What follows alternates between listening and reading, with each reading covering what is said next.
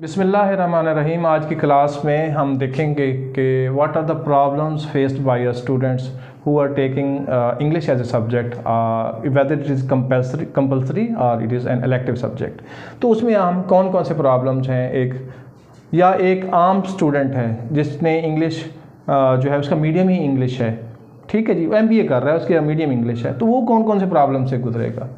यानी इंग्लिश को टैकल करते हुए एज ए मीडियम आप कौन कौन से प्रॉब्लम से गुजरते हैं। प्रोनाउंसिएशन के प्रॉब्लम से गुजरते हैं जी, बिल्कुल हम इसको डिस्कस कर चुके हैं डिटेल के साथ। हम वोकैबुलरी से गुजरते हैं, better vocabulary, higher five vocabulary, average vocabulary, इस सारी चीज़ों से गुजरते हैं जनाब। हम गुजरते हैं स्पेलिंग सिस्टम से, हम गुजरते हैं रीडिंग कम्प्रीहेंशन। रीडिंग कम्प्रीहेंशन जो होती है, जब हम समझते हैं कि ये 1 to 4 ये 4 चीज़ें हमने आपको बहुत अच्छे तरीके से करवा दी, तो हम आपका चारों का टेस्ट लेना चाहते हैं तो हम रीडिंग कम्प्रीहेंशन का पैराग्राफ देते हैं।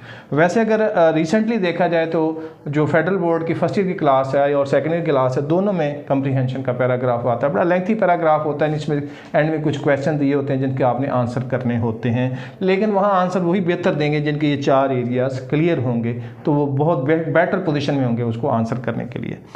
अब आ गया आज का जो चीज़ हम डिस्कस कर रहे हैं, नेक्स्ट प्रॉब्लम होता है जी राइटिंग स्किल्स उसके अच्छे हैं। राइटिंग स्किल्स से क्या मुराद है। जब भी कोई चीज़ लिखनी हो तो उसके 2 पार्ट होते हैं। एक होता है आइडिया, वो दिमाग से आएगा कि मैं लिखना क्या चाहता हूँ।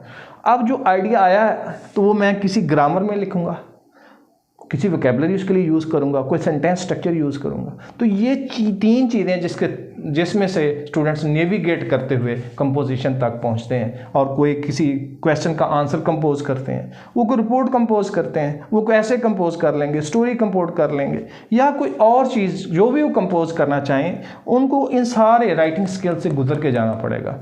अगर ये बेटर हुए तो आपकी इंग्लिश बेटर है, और अगर नहीं है तो आप भी उन हज़ारों और लाखों स्टूडेंट्स की तरह एक दलदल में फंस जाएंगे जिसमें कभी आपको ग्रामर घेर लेगी, कभी आप वोकैबुलरी की वजह से मार खा जाएंगे, और कभी आपका सेंटेंस स्ट्रक्चर अप्रोप्रिएट नहीं होगा, प्रॉपर नहीं होगा, तो नतीजतन आपका वो पीस ऑफ लिटरेचर जो कुछ भी आपने लिखा है, whether it is a report और whether it is the answer of a question, whether it is an essay और अ स्टोरी, तो उसमें आप अपने ऑडियंस को अट्रैक्ट नहीं कर पाएंगे।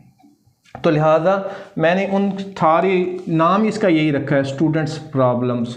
जो डिफ़िकल्ट एरियाज़ हैं मैं उनको 1 by 1 करके एक क्लास में एक प्रॉब्लम को डिस्कस करता जा रहा हूँ। अभी सिर्फ हम प्रॉब्लम डिस्कस कर रहे हैं, उसके सोल्यूशन की तरफ नहीं जा रही। इसका सोल्यूशन तो हम लेटेस्ट स्टेज पे पूरी डिटेल के साथ इधर भी आएंगे। सोल्यूशन तो यही होगा ना कि इसको कैसे ठीक करना है, इसको कैसे ठीक करना है, इसको कैसे ठीक करना है, ये सोल्यूशन है। अभी सिर्फ प्रॉब्लम बताया जा रहा है कि आपके प्रॉब्लम्स ये वाले हैं, तो इनमें से आपने प्रॉब्लम जो है, जब प्रॉब्लम्स का पता तो हम उसको एड्रेस करने की तरफ जाएंगे। Thank you.